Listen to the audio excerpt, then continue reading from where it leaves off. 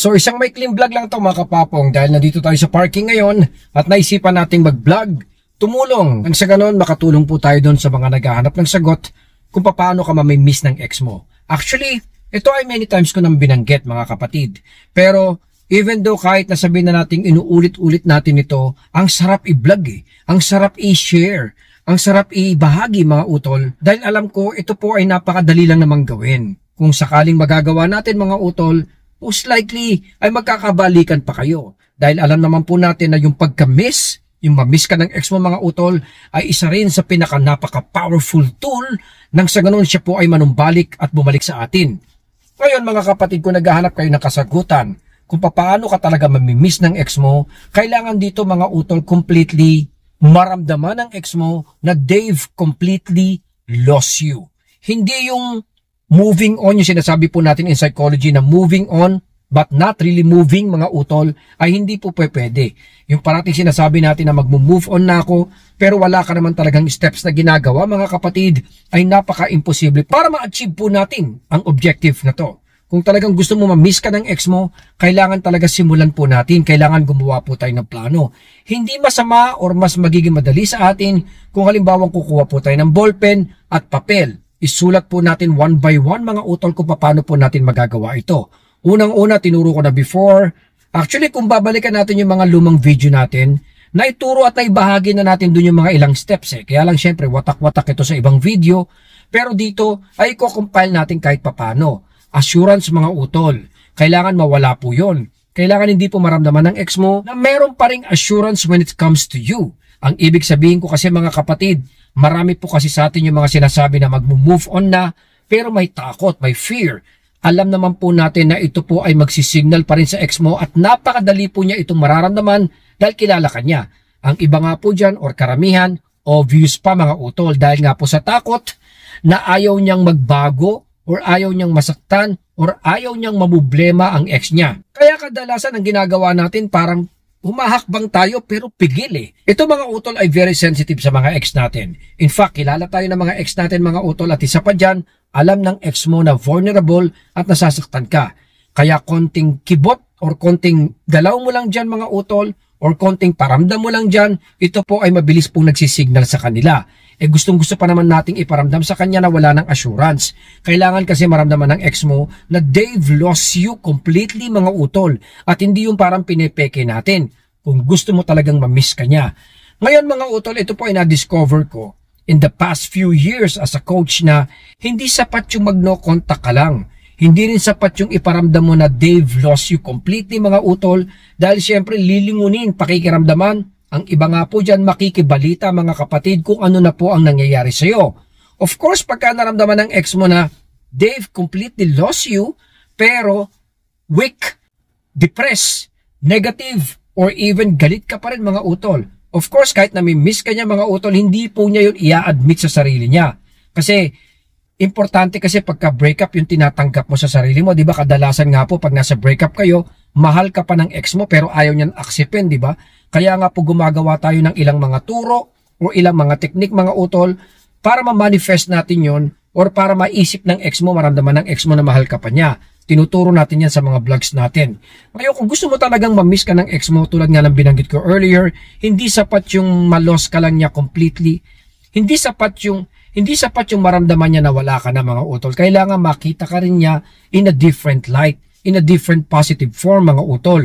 Kasi kailangan ng pagbabago. Like for example, naalala ka nga ng ex mo. Naisip ka niya. Naalala ka niya mga utol. Pero pagtingin or nakatanggap siya ng balita na ikaw nga po ay lugmok. Hirap na hirap, pumapayat at patuloy na lumuluha pa rin dahil nga po sa breakup. Do you think mga utol magmamaterialize yun? Do you think magiging link yun para ma-miss ka niya? Imposible po yun mga kapatid. In order para ma-miss ka ng ex mo completely, ay kailangan makita rin po niya yung resulta. Kailangan maramdaman po niya kung ano na po yun nangyayari. Kung ito po ay makita po niya directly, mas okay po yun mga utol. What I mean is kailangan makita niya yung improvement. Ibig ko pong sabihin, dapat maramdaman po niya yung positivity. Kaya kung halimbawang maiduduktong mo yung pagkawala mo na maramdaman niyang talagang nawala ka na sa mga palad niya mga kapatid, hindi yung parang naibubookshelf ka niya na alam niyang nandiyan ka pa rin if ever na kailangan niya. One call away. Hindi po pwede yun. Kailangan maramdaman din po niya yung development or improvement mo. At tinuro ko yan before sa mga vlogs ko na kung gusto mo maramdaman niya agad-agad dito mga utol, ay meron po tayong na-discover or technique na tinuturo. Tanggalin mo yung assurance. Kasi yung assurance mga utol ay nagpaparamdam sa kahit sino, especially sa mga ex natin, na kayo nga po ay hindi gumagalaw dyan, naghihintay. Alam naman po natin na pagka ikaw ay hindi gumagalaw, naghihintay, na-associate po yon sa lack of improvement or no development or improvement at all. Kaya nga po, much better mga utol kung meron kang papel o ballpen dyan, tanggalin mo yung assurance na yon. Simple lang naman gawin yon mga utol Isipin mo mabuti kung saan po siya nakakakuha ng emotional support. Yung feeling na parang alam niyang nandiyan ka lang naghihintay. Baka naman maaaring sa sinabi mo, di kailangan tumahimik tayo. Or baka naman sobrang na-emphasize mo sa kanya o kailangan gumawa ka ng AAA. Tinuturo ko yan sa mga vlogs natin. Halimbawa naman mga utol, baka nagme-message ka pa rin hanggang ngayon. Or baka may mga common or mutual friends na nag-a-update sa kanya, nagmamarites o nagbabalita sa mga nangyayari sa iyo currently. Kaya nga po kung halimbawang meron kayong mga naiisip na mga ways or halimbawang mga situation kung saan nararamdaman niya yung assurance na yun mga utol, doon ka muna magpaka-busy. Doon mo muna, yun muna ang isa sa mga unahin at yun ang isa din sa mga dapat nating i-priority dahil hindi tatakbo o hindi uusad.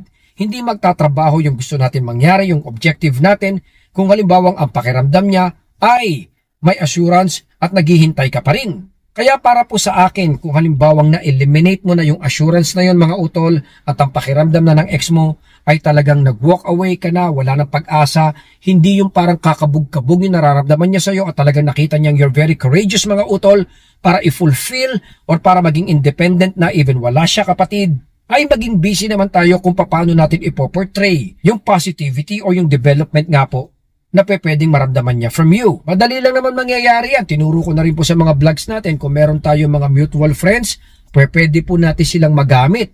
Kung meron tayong way na nagko-communicate pa kayo ng ex mo, for example, meron kayong mga anak or connected pa rin po kayo sa business or even katrabaho or classmate mo siya mga utol, pwedeng maging platform ito or showcase ito or stage ito mga utol para maiparamdam mo yung physical improvement mo, yung mental at emotional improvement development mo sa kanya. Pero wag na wag ka magpapakita ng kahinaan mga utol. Kasi syempre pagka halimbawang connected ka, vulnerable ka, prone ka masyado. Dahil nga po ikaw ay weak mga utol ay maaaring maramdaman pa rin niya yung pagka-depress or pagka-apektado mo. Kaya maging maingat. Hindi masama kung halimbawang ililimit mo yung communication mo sa kanya. Kung halimbawang meron po kayong mga anak or associated pa po kayo ng ex mo sa isa't isa. Pero wag naman natin pikiin yung ating sarili na coach, hindi ako pwedeng bumitaw sa kanya wherein meron naman po talagang paraan. Marami po kasi niyan sa mga clients ko mga utol, nag-a-update na hindi raw sila makabitaw sa mga ex nila. Where in fact, ayaw lang talagang tanggapin dahil nga po ayaw po nilang mabad trip, ma-upset, or halimbawa nga pong umayaw ang ex nila. Tulad na sinabi ko, paano babalik yun mga utol kung walang consequence or disadvantage na nararamdaman during the breakup? So recap lang. In order para ma-miss ka ng ex mo mga utol ay kailangan maramdaman niya completely na they've lost you. Yung talagang hindi ka na po nila nakokontrol at wala na nga po sa kanilang safety net or mga palad. Ngayon kung gusto mong mas ma-miss ka niya mga utol, syempre kailangan iduktong mo rito yung pwede niyang makita at maramdaman sa iyo. Kung halimbawa kasi nakikita niyang depressed ka pa rin or negative ka pa rin mga utol, kahit na mi-miss ka niya ay hindi po niya yun i-admit honestly sa sarili niya.